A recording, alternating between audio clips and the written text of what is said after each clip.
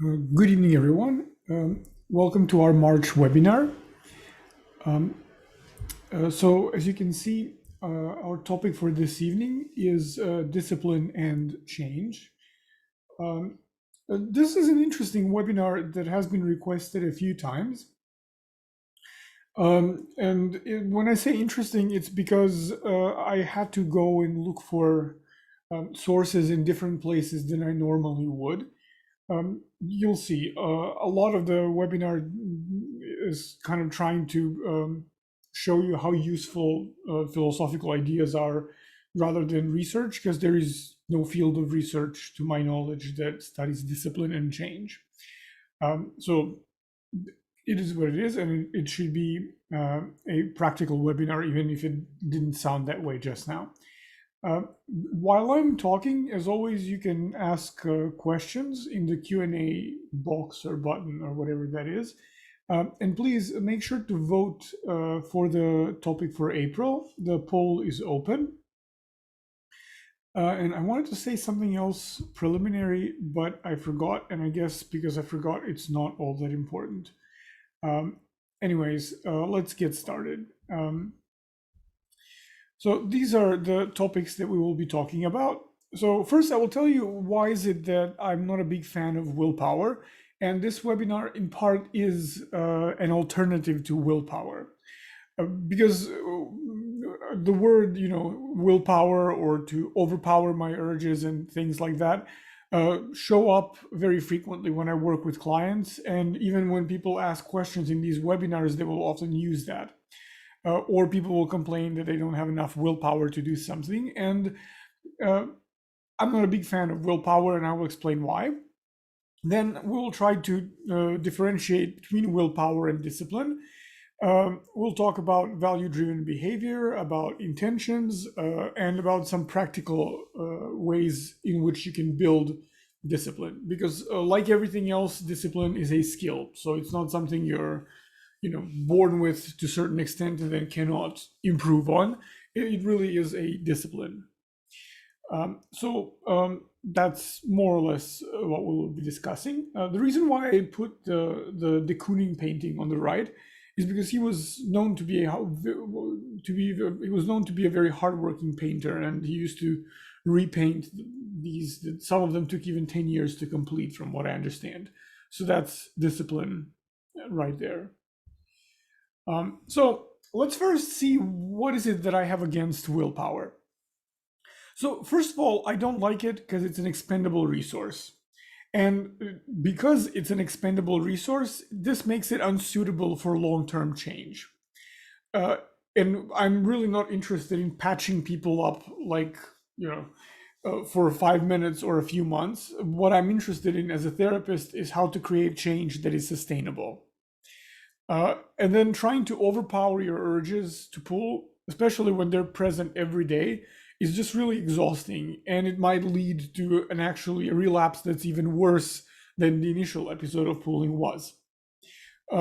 So this will further on leave consequences for your self-confidence and your self-worth. You just gave it your best shot and you failed, right? And then people don't even think they can stop anymore. So it has this. It's quite intense, and willpower can really do a lot as long as it's done in a short period of time. No one can maintain willpower to defeat the urges forever. To me it seems, like an incredibly difficult battle, or rather a war that everyone loses, whereas you might win an individual few battles with willpower. So it's a blunt tool because it doesn't really have any grounding in values. You can use willpower for anything, really. And even in our work, sometimes it does serve a purpose. There will be times when maybe you truly feel tired and exhausted, or you just feel like you don't want to use a tool that you have at your disposal, and then willpower might push you a little bit to kind of bridge the motivation gap, but it's useful once every now and then. It's not useful to be done daily. So that's what I have against willpower. It's highly limited. Uh, so it's not good when you're thinking long term, and when we change, there's really, I think, I don't see a lot of sense in thinking short term, in weeks or months. And then again, it's just a brute force. It's very blunt. It's not particularly sophisticated, and it doesn't contain any strategy to it.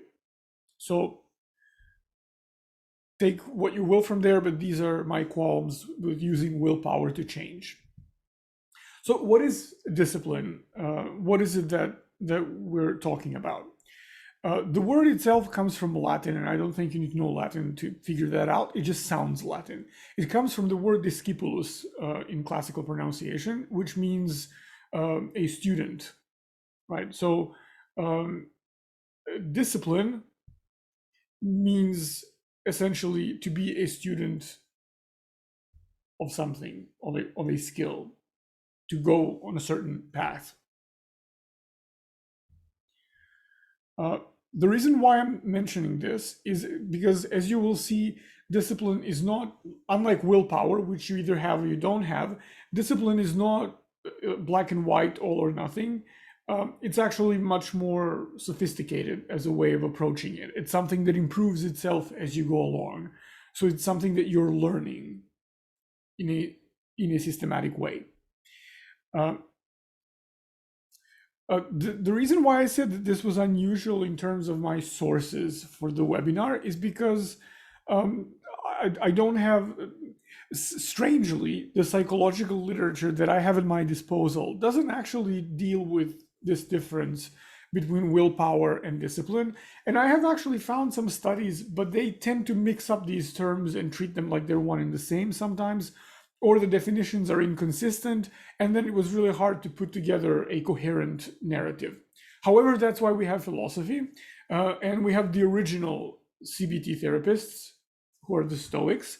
I have my agreements and disagreements with them. I would say that they offer very practical tools, as you will see, like truly practical for everyday living. They're very, like other ancient philosophers, they were very much concerned with how to live well, not just philosophy as an exercise in abstract thinking. So they have some really nice ideas, most of which were later on rebranded and not sourced well enough into cognitive therapy. That would be one reason why this is useful. My problem with them is how they look at things like faith and free will, and the fact that they think that they think that the world is intrinsically rational is baffling to me. Maybe in their times it seemed different, but in our times it just seems like a very unreasonable assumption to make. But anyways, Stoics talk about discipline, and they do so very extensively and very systematically and in a very smart way. They talk about three disciplines: discipline of desire, discipline of action, and discipline of assent. Discipline of desire means acceptance of our fate. This is only half as dramatic as it sounds. I will explain it in more detail. It doesn't mean that you can't do anything about anything, but they do have this kind of slightly deterministic flavor to them. But as you will see, in order to actually create change in your life, acceptance is truly necessary. Now, we might replace the word fate with something more down to earth, but accepting what we can do and what our limitations are. Sorry, I muted myself one time, I sneezed. But accepting what we can do and cannot do at this point in time is truly important, so that we can have a clarity in terms of where we can act and where we cannot act. Otherwise, even when you use all the willpower that you have, if you're pushing it in a direction that's simply not available to you at the time, it's not going to produce any results. So discipline of desire is the first one, and we'll go more in depth on this. Then discipline of action, or as they would say, living as nature requires. I find that term nature to be slightly problematic. So in my interpretation, that would be something along the lines of acceptance and commitment therapy, which would say value-based living, or maybe something that Kelly would, I don't know, call staying faithful to your core constructs or whatever, but kind of living in accordance with sustainable principles that happen to be yours. And then there's discipline of assent, which is being mindful of our judgments. And I will talk about this quite a lot later on in the webinar, because this is really very important when you're working with the urge and when you're trying to understand it. So these are the three disciplines, or maybe we can say three layers of discipline that we will talk about. Also, I'm not a philosopher, so don't consciously, sometimes I will slightly skew what they're saying to fit my goal, because I'm a therapist and that's what I'm interested in. So if there are any philosophers around listening to this, please don't think I am accidentally misinterpreting them at times. It's quite purposeful most of the time, although I'm sure I will make stupid mistakes otherwise. Because my idea with this is not to provide an overview of philosophy, it's just to give you something that you can use and then plan change that will actually work. So I have very practical goals in mind. So discipline of desire means that we have to accept our fate as something that's necessary and inevitable. It's something that Nietzsche later on called amor fati, or the love of fate. And I will tell you a bit about that. But what does this mean? This doesn't mean that we should just give up trying to change anything, accept Trich as just an inevitable part of life that cannot be helped, and then continue to live while suffering. Not at all. It just means that we have to be very clear about what's inevitable and what isn't. So, for example, when people come and say, all I want is just never to feel the urge again, that doesn't seem like something that's easily doable. Whether or not you will feel something isn't always in your control, but whether or not you will act on what you feel is always in your control, which immediately gives you a direction in which you can go and something that's off limits. So that would be one, I would say, obvious example, right? So, for example, just recently, I had a very intense back and forth with a client who said that her goal in life is just to only be happy. And then I thought, oh, wow, just to be only happy. Oh, what a modest goal that is. And then when I tried to convey that happiness is really just a state of mind, and like any other state, it comes and goes, you know, I don't see, unless you're on some special kind of a drug that I'm not familiar with, I don't know how one can be only just happy. It just, to me, it seems bizarrely unattainable. And then if that's what you go for, I don't think you stand much of a chance of leading a satisfactory life or a meaningful life, because suffering is inevitable. I mean, very few, well, I would safely say no one can afford to live without suffering.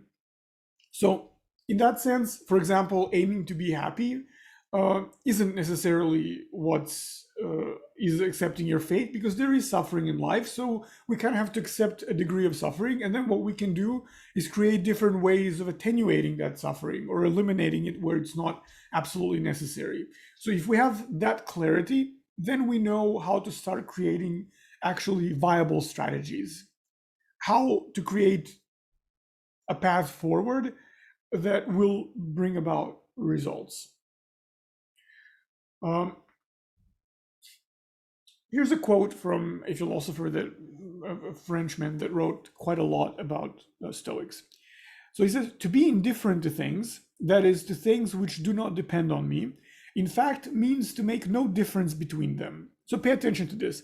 Indifferent doesn't mean that you don't care. It means you don't make differences between things that you cannot affect.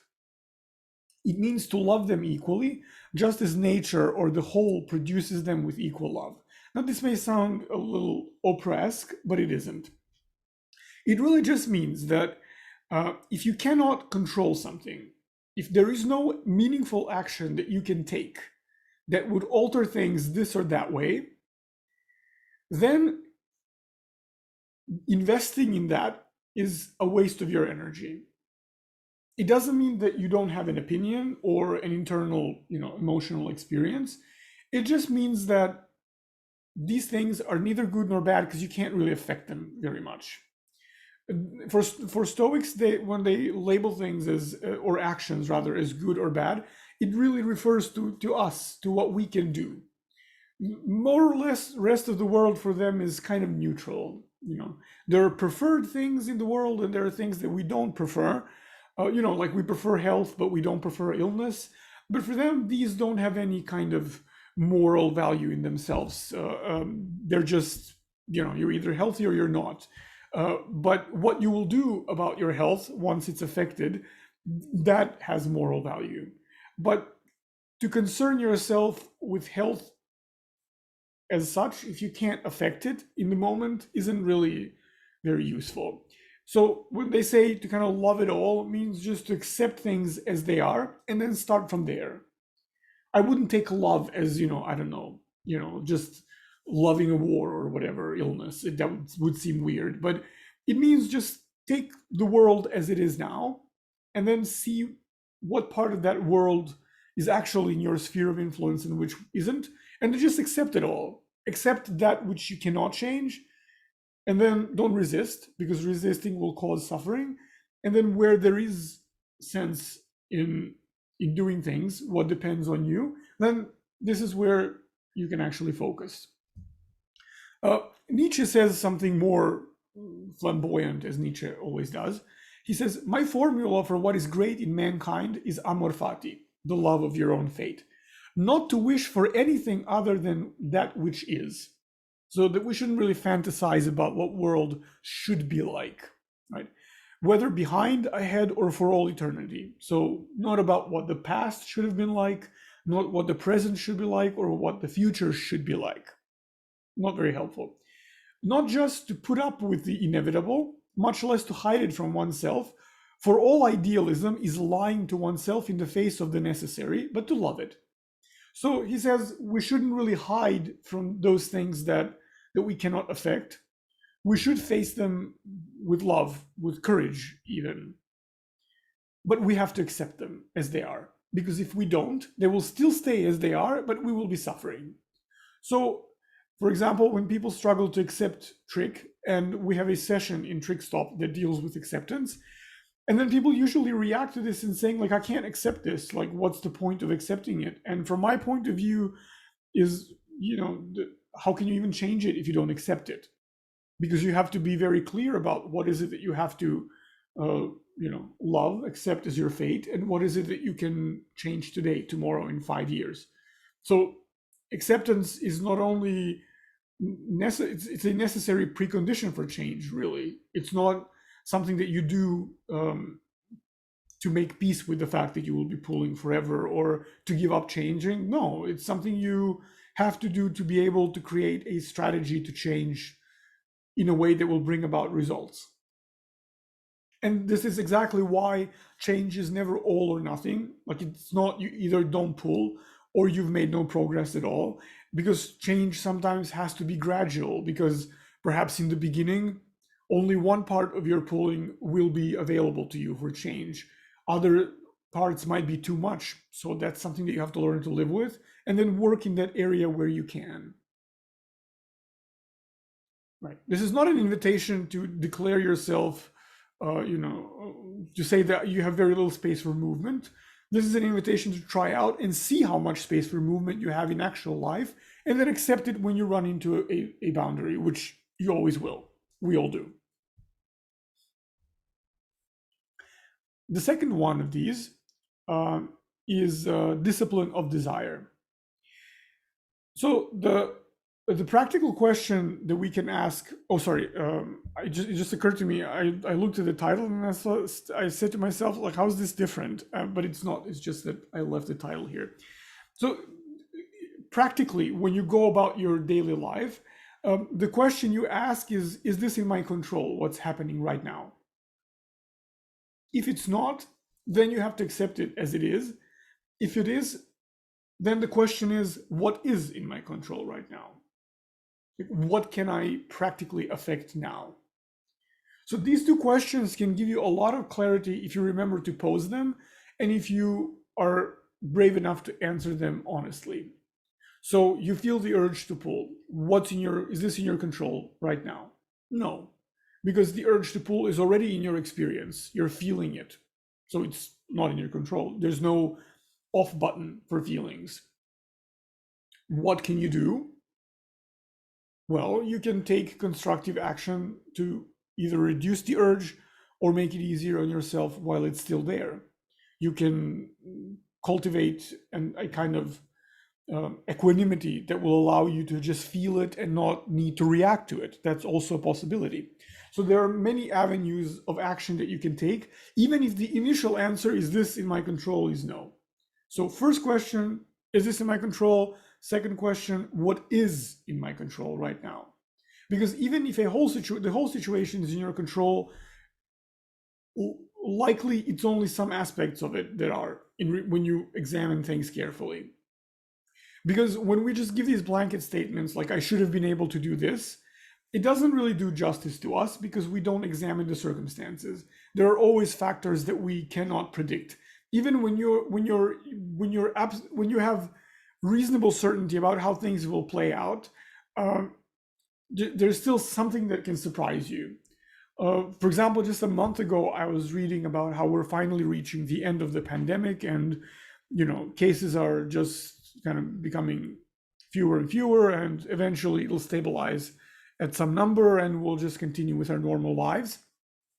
And then I take a look at numbers in Italy where cases have doubled in the past week, and then I think, well, obviously that prediction wasn't very accurate.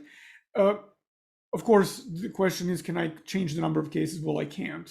Is there something that I can do? Yeah, sure. Many things that I can do to take care of myself and my loved ones. So there's always something that we can do, even when the whole situation seems like it's completely outside of our control. Just one second. Okay. I'm going to give you an example here. This is from a client who has BFR, who struggles with a BFRB, but it's skin picking, not hair pulling. However, this is a client that I used these two questions. I proposed this to my client as a technique, as something practical to do, when she wants to pick her skin. So I wanted to share, with permission, of course, her response here, because I think it illustrates very nicely this idea about discerning what's in our control and what isn't, and what depends on us and what doesn't. So here's what she says here in a message that she sent me. I was watching TV and caught myself picking. I guess it's no surprise. I told you that this is where I pick most often. And as I was feeling my hand go up, I asked myself, can I control my hand? And the answer was yes, of course I can. So I put my hand down. Once, twice, 3 times. Then I asked myself, why is it that you have to control your hand at all? Why is it going up so many times in a row? I'm happy, I'm fine. I'm watching Netflix, I'm fine. Just a side note, when people keep repeating they're fine, I tend to be skeptical of that. But let's go on. Then I thought about your words. Habits aren't random. Those indeed are my words, and I repeat them like a machine. Then I paid more attention to what was happening. I was watching Netflix, but I was feeling like my hands were burning. The next day, I came home from work. I did my thing, made dinner, put the kids to sleep, and I was about to start watching TV. But then I remembered, yesterday my hands were burning. I did the exercise you asked me to do a while ago. I put my hands in my lap and started observing. So this is an exercise that I give clients sometimes when they say that they cannot feel the urge, or where they cannot identify any feelings while they pull, or when they're about to pull. I will just tell them to put their hands in their lap for 2 or 3 or 5 minutes, depending on who the client is. And then just tell them to, whatever they do, not move their hands or their body, and just to feel what's happening inside. Usually, if I will recommend to pay attention to their shoulders, chest, abdomen, and then just to write down their experience afterwards. So this is what she's referring to. This is quite a neat little exercise where you let people kind of bask in their feelings for some time, enough so that they can feel them, and then write about that. And it's very simple. You can do it anywhere. And so here she was. I put my hands in my lap and started observing. There was something I couldn't control, the fire in my hands. But it wasn't just in my hands, it was in my legs too. My legs wanted to move. I could decide not to move them, and I could decide not to pick. And I made that decision, and it all became so much more intense. I was about to give up and say, F it, I'll just pick, I'll peel my face off if it will make it stop. Then something weird happened. The intensity slowly reduced, and it went away all evening. I told my husband about this, and he said, maybe go running. You're sitting all day absorbing stress like a sponge. Maybe I will. I can control that too. So you see how here, by kind of, I guess, having the mindfulness, for the lack of a better word, or awareness, to ask this question and to carefully analyze things, she was able to prevent an episode of picking, and the urge sounded quite severe and quite intense. In fact, as she observed this 2 days in a row, as you can see, there's a whole other layer of information that she discovered. First of all, she wasn't even aware that she was feeling anything. Then she realized that she was feeling this burning sensation in her hands. And then the next day, when she asked these questions, what can I control here? And can I control the situation? She realized that it's not just her hands, but also her legs. And then this second layer was, I think, quite useful because it was easier for her to understand. And then she was able to interpret this as my legs want to move. So what was this kind of strange burning sensation now says you need movement. So it became an actual instruction that came from her body, just because she kept asking, what can I do? What can I do? With a little bit of course, patience and discernment. And then she ended up thinking, maybe I can go for a run after work. Because maybe that will get some of that burning sensation out, because that's what her legs want. So this is an example how, I think, a very nice and a good example, because it's not ideal by any means. She had to do the same thing 3 or 4 times one evening.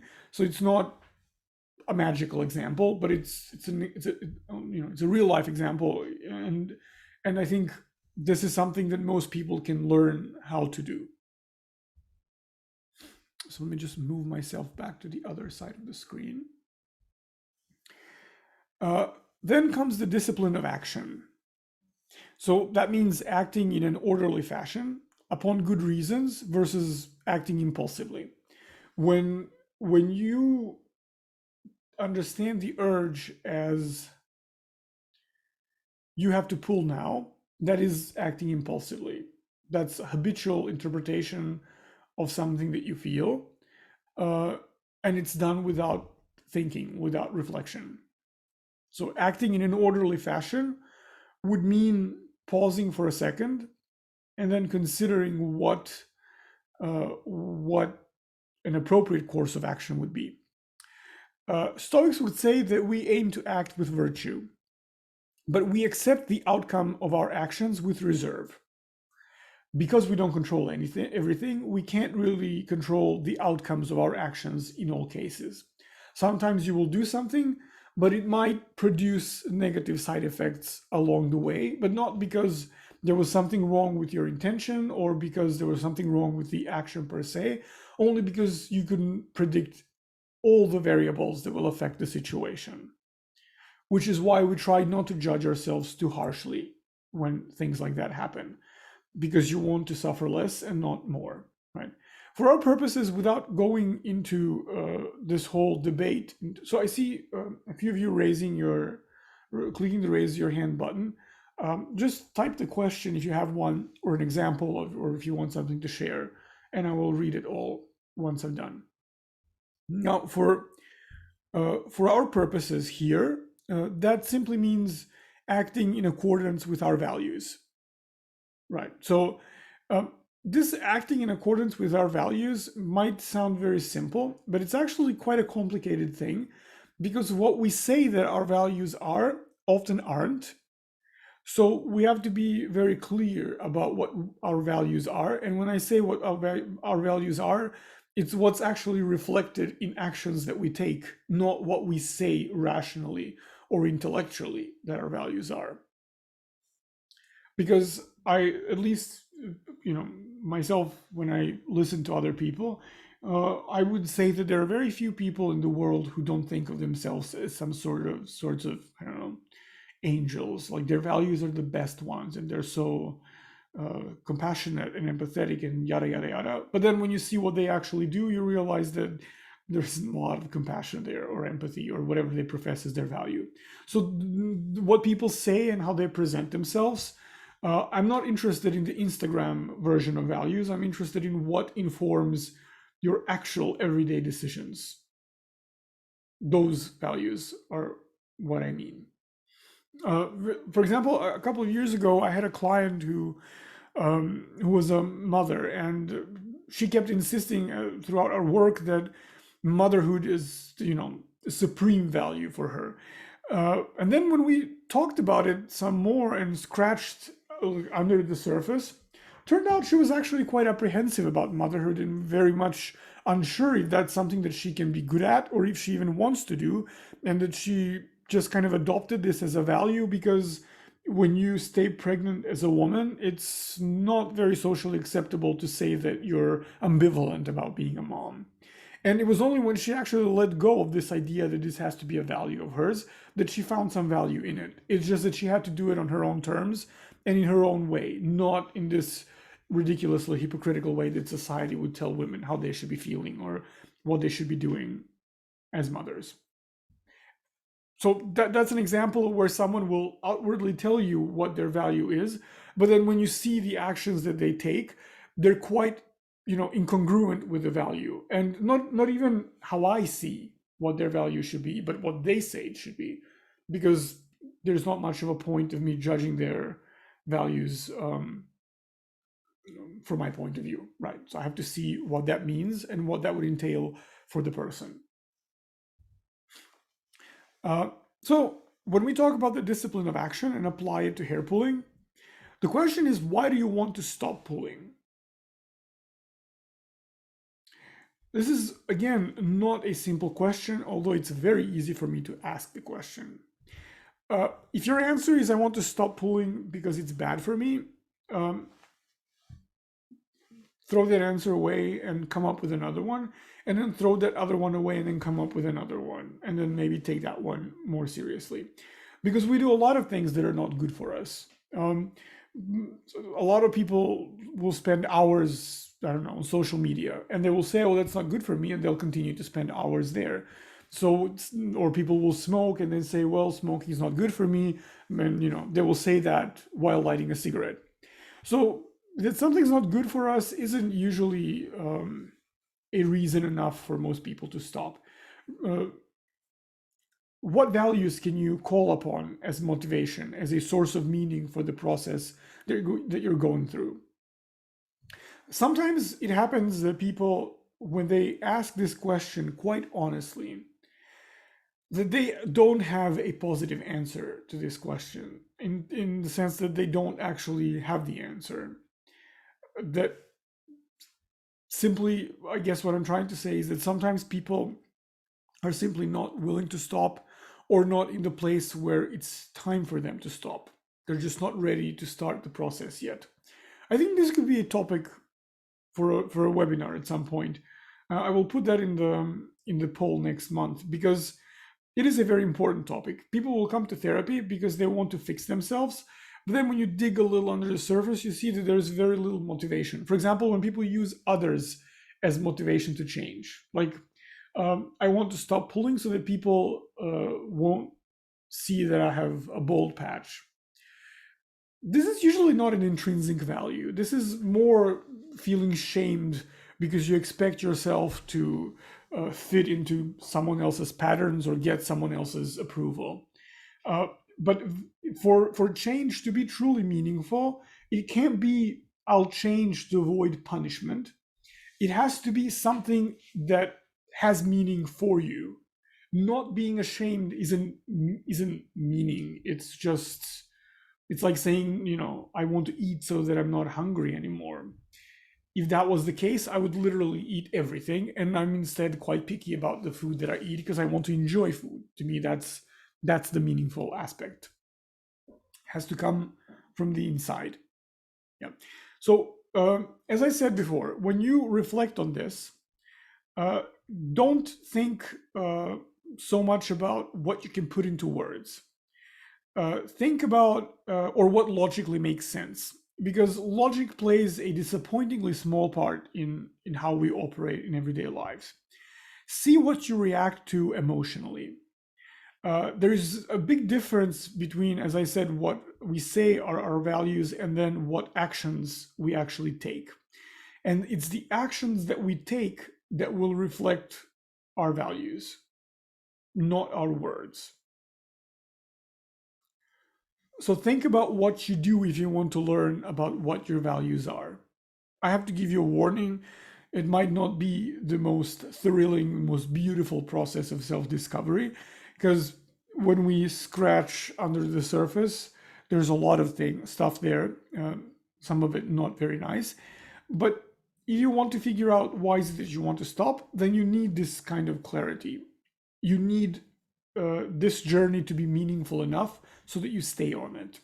That's the difference between discipline and willpower, I guess, in a nutshell, is that discipline is guided by meaning, whereas willpower is just you pushing yourself in a certain direction. There's a difference between being pushed where you don't want to go or pulled towards a place where you don't want to get to, and then seeing something that will be truly good once you get to the destination. If that helps, and sometimes it does help for difficult moments, formulate one short sentence, as short as you can, that resonates both intellectually and emotionally, and use that as a reminder when things get tough. So, this is not an affirmation because I'm not a fan of affirmations. If you use them and they work for you, that's great. But when I tried that out, I kind of feel this resistance. Like if I'm feeling I don't know, like I just uh, if I feel like I'm trying to convince myself of something that I don't think is true, then I produce a lot of resistance in me to that idea. So the sentence that you're supposed to formulate here is one that actually resonates with you, one that activates you, one that makes you feel like you want to get up and do better. Not again what sounds inspiring, but what you react to emotionally. So experiment with different phrases and just, I don't know, if you do mindfulness, for example, you can do that during your meditation. Just say one or two phrases and then just be mindful of how your body reacts, how your thoughts react. Just put it there, observe it a little bit, and see if there's something that it sticks to. If it does, then it's a good one. Um, since discipline is a skill, you don't have to practice it with pulling if it's too hard. You can start wherever. Uh, if you develop that as a skill on something like, for example, I've had a few clients over the years who are professional musicians, and even when change is incredibly difficult, uh, many of them are able to use the discipline that it takes to master an instrument and then apply that to dealing with whatever their problem is. Let's say that it's pulling, because this is what we're talking about today. Uh, because if you've ever learned an instrument, you know how many times you need to repeat something, how careful you need to be, how analytical, how patient. And when you take that approach and then apply that to pulling, that means that you've already developed a lot of discipline in another area, so you can just transfer the knowledge and then work with that. So if you can't immediately start doing what I suggest here with pulling, take another area of your life and then practice there. Build up some strength of discipline. I just made that term up, but you know what I mean. Like just work in that area, cultivate it, and then slowly start applying it to pulling. Or just find one area where it makes sense to develop discipline. Maybe if there's if let's say bathrooms are a risky area for you, Maybe it's hard to be disciplined while you're watching TV if your pulling isn't conscious and you don't you work on the awareness, I presume, but slowly. Maybe then bathroom, if you're pulling in front of the mirror, maybe that's a place where you can start practicing discipline with simple steps, like just take one step away from the mirror and don't touch your hairs, or don't look at the mirror. Like those would be like, just take one thing, not 5 or 7 things at the same time, just one, and then do that, like in small bites. And then once that becomes okay, add another one. It's like going to the gym. You don't start lifting, you know, I don't go to the gym, so I that was a stupid example to give, but you know what I mean. Like, you can't lift too much in right away if you're lifting weights. You have to start with, whatever amount you can start with, and then kind of push yourself a little bit, but not overwhelm yourself, because you don't want to be overpowered by the weights while you're lying on the bench. Then we have the discipline of assent. So this would be a kind of daily application of Stoic epistemology, psychology, and logic, which all sounds very fancy, but it's quite plain when you think about it. So assent is what Hadot calls the inner citadel, awareness of who you are and what your senses objectively tell you. I couldn't resist, and I had to put objectively tell you under quotation marks, because as a constructivist, I'm very suspicious about the word objective. I think our senses very frequently deceive us, but nonetheless, what we see is what we see. So I guess for us, it seems like that's just what it is. Marcus Aurelius wrote, another famous Stoic, one must always make a definition or description of the object which is presented in an impression, so as to see it in itself, as it is in its essence, in its nakedness, in its totality, and in all its details. One must say to oneself the name which is peculiar to it, as well as the names of the parts which compose it, and into which it will be resolved. So this is a philosophical thing, but if you put this all into one short phrase, it's calling it for what it is, calling it as you see it. That's exactly what he's talking about. The reason why I put this quote here and why this is incredibly important for pulling is because people will use the term urge, for example, and then they will use that as this kind of vague way of describing whatever force gets them to pull. But when they look at the word urge, they don't look at the urge itself. And here what he says is that you have to give a description of the object which is presented to you in your experience. So just calling something the urge, that's fine if you have a word for it, but you have to put the word aside and look at the urge itself. Like, what is it that you're feeling? And let me show you another example. Meditations of Marcus Aurelius are really very interesting to read, even if you're not a big fan of Stoicism. They really are quite lovely. And he gives quite nice examples, and I'll show you one of them. So here's what he means of description and definition, right? How important it is to represent to oneself when it comes to fancy dishes and other such foods. This is the corpse of a fish. This other thing, the corpse of a bird or a pig. Similarly, this Falnerian wine is just some grape juice. And this purple robe, he means his imperial toga, is some sheep's wool dyed in the juices of shellfish. When it comes to sexual union, we must say, this is the rubbing together of abdomens, accompanied by the spasmodic ejaculation of a sticky liquid. How important are these impressions which reach the thing itself and penetrate right through it, so that one can see what it is in reality. So see how different this is from saying, okay, I'm just feeling a strong urge to pull. If you remember my client who struggled with skin picking from the beginning, the example that I gave you, her pulling turned into I need to walk, because she really did this. She went back to the basics and said, what is it that I'm feeling? I ask this question very often of people, and sometimes they basically tell me, like, what a ridiculous question to ask.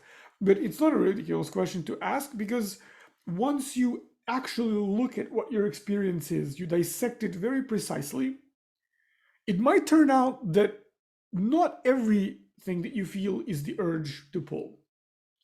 Let me give you an example that I think most of us have, BFRB or not BFRB, no BFRBs. This is an experience that most humans have. Do you know sometimes you're, I don't know, watching TV or just reading a book or whatever, and then you get up to eat or take a snack? Have you ever asked yourself, and I'm sure some of you have, am I really hungry now or am I anxious? Do I need food or comfort? Is this hunger or is this sadness? Because we take these kind of vague group of feelings and then we say, oh, well, this means I have to eat now. But this is because we don't actually look at what's happening. I can catch myself doing that very frequently, specifically like for food. I will sometimes just get up to eat. And then as I'm going to the kitchen, I will think, are you actually hungry now? And then I will usually say no. And then I think, what is it that you need? And then something else will occur. Like I need a walk, or I need to listen to music, or I just want to call my friend and talk, or something like that. But instinctively, like there's this set of sensations or feelings that I will somehow interpret as this means you're hungry, because eating makes it kind of dissipate a little bit. And the same thing happens with pulling. Like the initial connection that's formed is that you feel something, then you pull and that something goes away. What we usually talk about is self-soothing. But not there are many things that can provide self-soothing, and then also not all of these needs. We don't always have to self-soothe for the same reason. And not every kind of excitement in the body is an invitation to self-soothe either. Sometimes it's something else. So this, as silly as this description of sex sounds, this is a very illustrative example of how you can approach looking at the urge itself. So just deconstruct it to the very, very basics. So, but that way you remove all the layers of meaning that you put on what you're experiencing. Because what we usually do, I was recently giving a lecture, teaching some students on different theories of emotion, and I was talking about how William James has this, I guess, what seems maybe counterintuitive approach to emotions, and he will say things like, "You don't cry because you're sad because you're crying, and you're afraid because you're running away," instead of the other way around, that you're running away because you're scared. And this theory has its proponents and its opponents, as every other theory, but I find that it's often very accurate clinically. Like when you work with people, that is how people figure out how they feel. That is how often I figure out how I feel. I just pay attention to what's happening and then I interpret that. We can do that consciously or we can do that impulsively, automatically. And then when we do that automatically, it's usually very imprecise. So, and this process is kind of what our psyche does. So it's our default. I gave this example because this example, I'm pointing to the screen as if you know what I mean. This painting on the right, well, it's a print, I would say. It's a work by this Cuban-American painter. She died just recently. Her name was Carmen Herrera, and she was a really good painter if you're into abstract art. She was 100 and something. Like she was a contemporary of Jackson Pollock, and she just died this year in February. She worked in New York and was sadly very neglected throughout her life, even though she's a brilliant painter. When she died, I sent this article about her to my mom. And my mom just scrolled through the article. She looked at her paintings and she said, "No, I don't like this." And then I said, "Why?" And she said, "Well, I don't like abstract art." And then I said, "Yeah, but just go back and look at the paintings. Like, because if all you see is abstract art, then you're not looking at the paintings. You're just labeling all of them as abstract art. And because you don't like abstract art, you're not going to bother to actually look at the paintings." And then she looked at one and then another one and another one. And she said, "Oh, yes, they really make you feel good, don't they?" And then there was like dot, dot, dot. And she said, "But I don't like abstract art." But my point was exactly this. If you actually look at a work of art, then you'll get to feel what that causes in you, what that is for you. Not if you just label it overall as, I don't know, I don't like Impressionism, therefore I'll never look at a Monet painting again. Right? And this the same goes for our feelings. We will impose meaning on some things very, very quickly before we actually examine them. To be sure, we do this because it's very efficient. I think if we had to examine every twitch that we have, we wouldn't have time to do anything, right? So sometimes these automatic kind of meaning making processes, just applying previous experience to something new without much thinking, this is very economical and it's quite useful. There are many situations where I like that we do that. It's useful to do that. I mean, like imagine if you had to consciously take care of inhaling and exhaling, we'd all be dead. Like if I'm fine that my body is automatically regulating that, and I'm very grateful. So to me, that's perfectly fine. But when a behavior is troublesome in some way, that's where it requires a closer look. So when you look at, as Marcus Aurelius would say, when you look at things as they are, or rather I would say as they appear to you when you closely examine them, you're removing the meaning or as much of the meaning as it's possible. Because if there are any theoretical purists, they might say that perception itself entails meaning, but I think that, whereas I agree with that, I don't think that's an argument worth having when we're talking about these practical things. So when you go down to the basic level of sensations, let's say that you remove most of the meaning, and then therefore also the psychological implications of whatever it is that you're engaged in. A report that you're writing might be just typing letters on a screen. And if you're just typing letters on a screen, then your whole career doesn't depend on typing letters on the screen. A session with a client, for example, is two people discussing a problem. Or, if you want to go far enough, two bodies making sounds. And I like this a lot. For example, I gave this example with the session is because that's something that was very helpful to me when I was just starting out as a therapist, which was a while ago. I remember because I'm a big nerd and then I like to be prepared and I like to, have a plan and figure things out before I even start. And in therapy, that's really not possible because you never know what someone will tell you. Even to this day, sometimes I will think, well, nothing will surprise me anymore. And then a client will come and they will have a complaint or a story that, frankly, I couldn't ever imagine a person really having. So when I was younger, I was terrified of this, that I was going to have a session with a client and that a client will tell me something that I will have nothing to say about, like no question to ask, no kind of understanding of the problem. And to be fair, it has happened many times. And in fact, now I don't even think I need to have a solution for anything. All I in my mind now as a therapist, all I have to do is just listen what people are telling me and then ask what I don't understand or what I need clarifying. And that usually leads both of us to the problem, to the solution, sorry.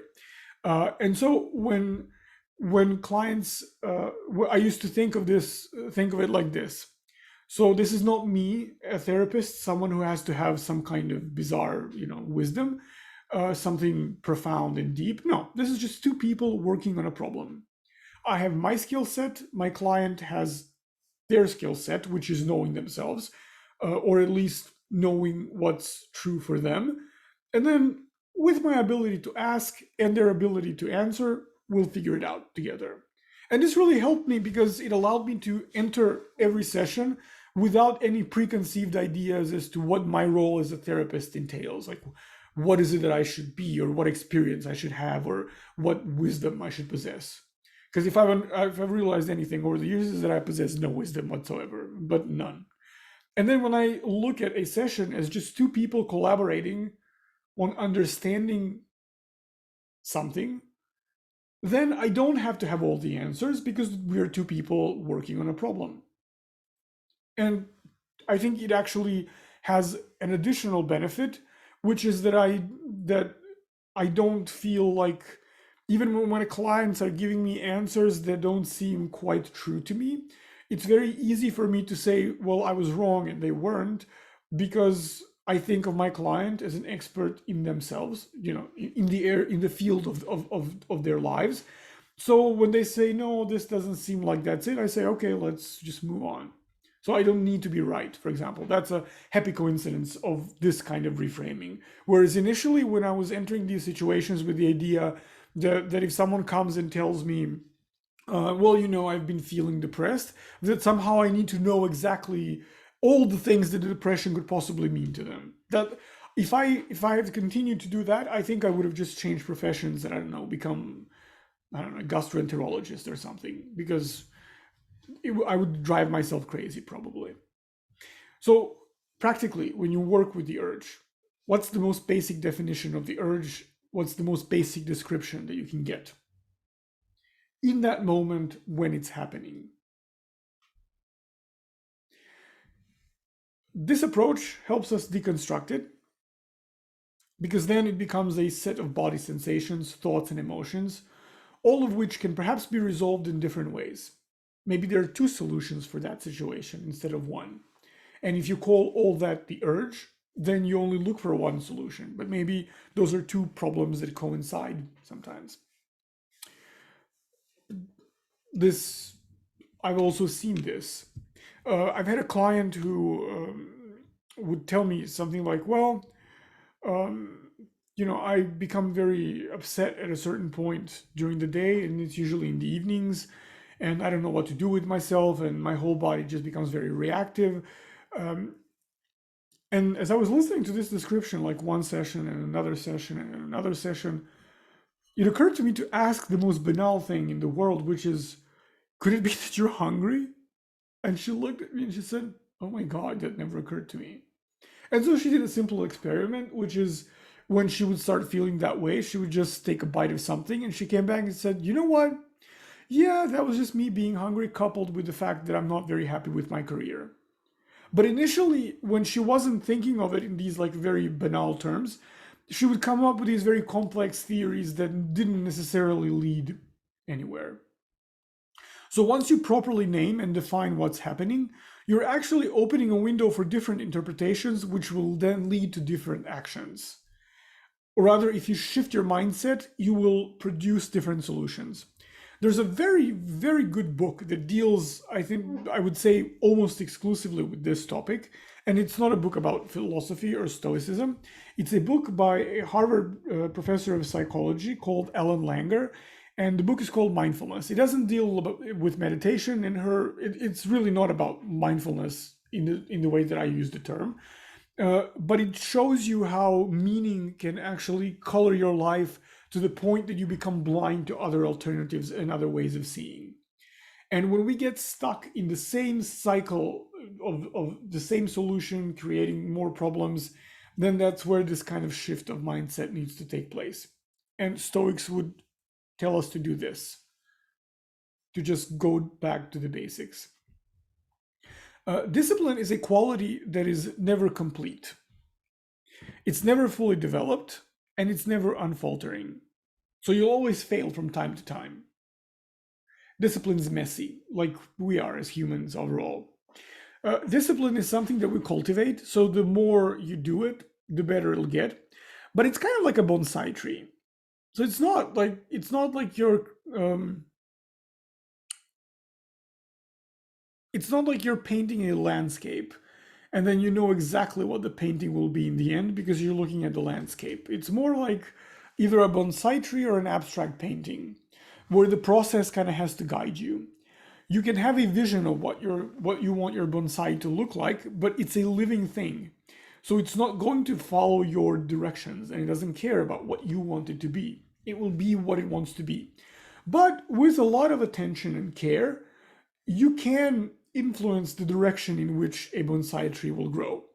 You can change, you can sometimes even change the direction of where the branches grow. You can trim some branches, you can let others grow out, you can remove some leaves.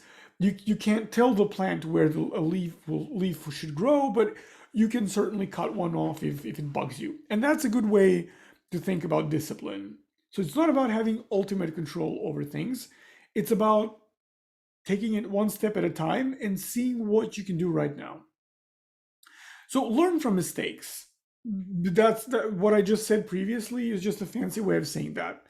Um, the question should always be, what can I control? Just I cannot emphasize how important this is. Uh, and then when you assess that wrongly once or twice, learn from that. Don't repeat the same process. Take some time, sit, think, look what you can do differently, and then try out something else. It's better to make a mistake by trying out something new than make a mistake doing the same thing. Because at least with the first one, you can sometimes get it right. A part of being disciplined is setting an intention in advance. When you're entering a situation that's maybe triggering for you, you can set an intention to act in accordance with your values. And don't be vague about that. Remember, I told you that you can kind of distill all of that into one short sentence? That is something that you can approach. And don't limit discipline to just pulling. Think of it as your approach to life. For the Stoics, discipline was literally the gift of freedom. Because for them, you're fully in control only when you're in control of your actions. You couldn't really quite control the rest. There's a story which I don't know if it's true, since I wasn't born at the time. It was 2,000 years ago. That Seneca, who was a famous Stoic, was Nero's teacher. And if you know anything about Roman history, you know that Nero is not exactly the definition of normal. And at one point, Nero kind of ordered to have Seneca killed. And when he realized that he can't actually, living is no longer an option, he decided to take his own life so that at least he can go on his own terms to make it his death the way he wants his death to be. This is, of course, a radical example, a very dramatic one, but it kind of shows you their mindset. It's like, maybe the situation is desperate, but I can make it, 10% less desperate by doing something that is virtuous to me. So that is freedom. When life kind of bounces us around and doesn't care about what we think or what we want or what we need, what our ambitions are, what you can do is just make the best out of what life gives you. Because sadly, life seems to be quite uninterested in what we want. Oh, just one thing. The intention setting here. This is something that I use in my everyday life, and I've been doing that even without knowing that this is something that Stoic philosophers would do. But I found that it simplifies things for me when I know exactly what I want to achieve. I remember back in medical school, because I really like learning, and whatever you give me, I will enjoy a deep dive into it, even if it's not an area that I was originally at all interested in. And then I would get into this thing that I would learn. Like, I remember I had this obsession with biochemistry, which I loved. Biochemistry is just so beautiful. And I would go into all these little details, and I would spend hours and hours dissecting every little process that takes place. And I would really enjoy that. It would give me pleasure. But then I realized that I'm actually falling behind, and that I'm not going to have this ready in time for my tests because I'm going into all these little details. And then I learned to discipline myself by saying, the point is not for you to understand every little detail about biochemistry. The point is to pass the exam. Then afterwards, you can go back and read for your own pleasure as much as you want. But when you sit down to study, the point is to pass the exam. Very simple. So this is when I started practicing that, because I realized that otherwise, with my proneness to kind of exploring the footnotes and opening like 5 different textbooks to explore related subjects from different perspectives, I would probably never ever have graduated from medical school. So I developed this spontaneously on my own, and I do it even now. Every day, like when I wake up, usually after my morning meditation practice, I will decide what I will do, what my approach for the day will be. That depends on what my day is going to be like. But for example, if it's a day when I will have sessions with clients, because I've learned from my burnout experience, so I organize them better. But if it's a day when I will have sessions, then I will set an intention to be compassionate and attentive, because that's what matters. If I have a day when I will be, I don't know, doing some paperwork, then I will just set an intention to be very quick and very practical. There's a difference for me in how I will approach working in Trickstop and working with my face-to-face clients. Because when you do work in writing, your approach has to be different versus when you actually see the person. So I put myself in the right frame of mind to do that work or this work. And I do this consciously. Like, it takes a second. It doesn't take a long time, especially when you practice it. It really gives you a lot of clarity. And then you stress less because you know exactly what you want to achieve. You know exactly what will validate or invalidate you. So you don't really rely on how other people will react, because that's not something that I can control. As long as I've achieved my goal, I'm good. So in that sense, this truly helps. Like, you can do it for the whole day, you can do it for an hour, for a meeting at work.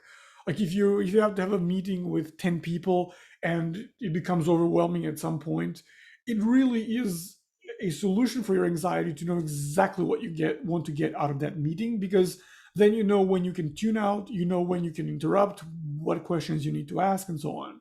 So this is a little thing that you can start practicing in all areas of your life to cultivate the very same discipline that will help you stop pulling. This is something that I give to some of my clients, and these are daily reviews. This is from Stoicism, and that's where I learned it. So the idea is to do an evaluation at the end of each day.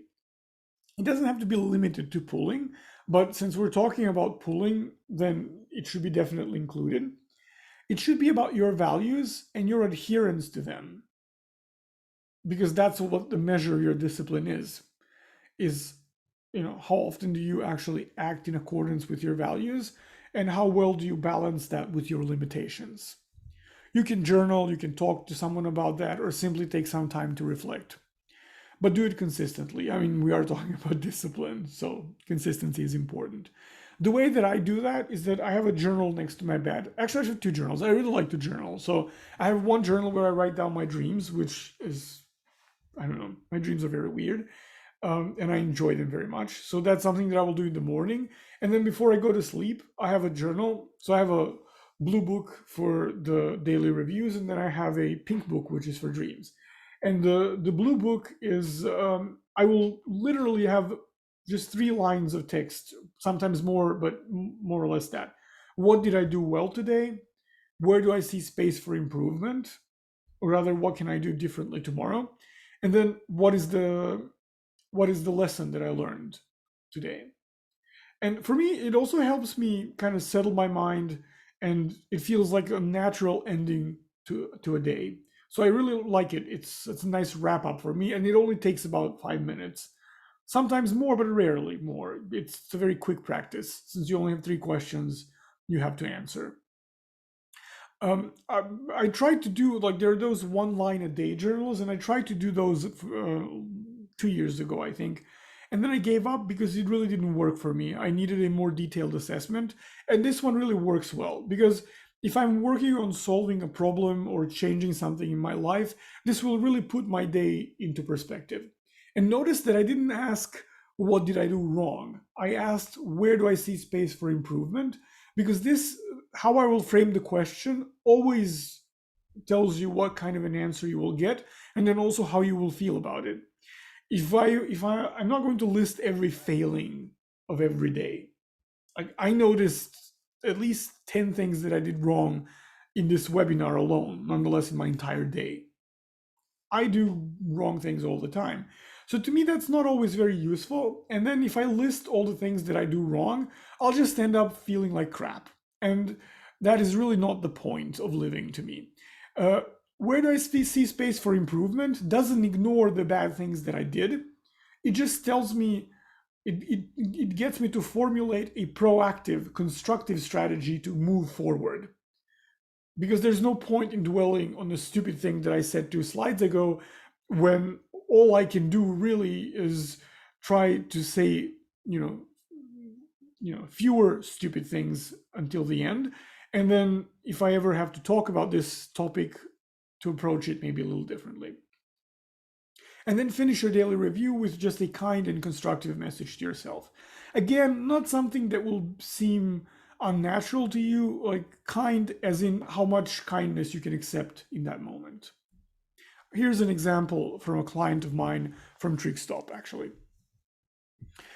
So what did I do well today? I made time to read A Little Life, and I cried when it was sad, was okay with it. I did really well using my stress ball, and I overcame an intense resistance to wear finger covers in the car.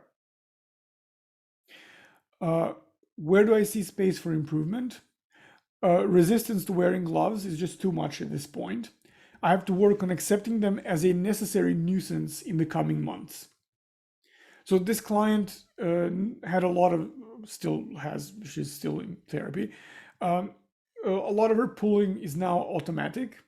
So she figured out that wearing finger covers or gloves would be good for her, but it also annoys her and she hates wearing them. So that's a struggle that she's working on. So what is the lesson I learned today?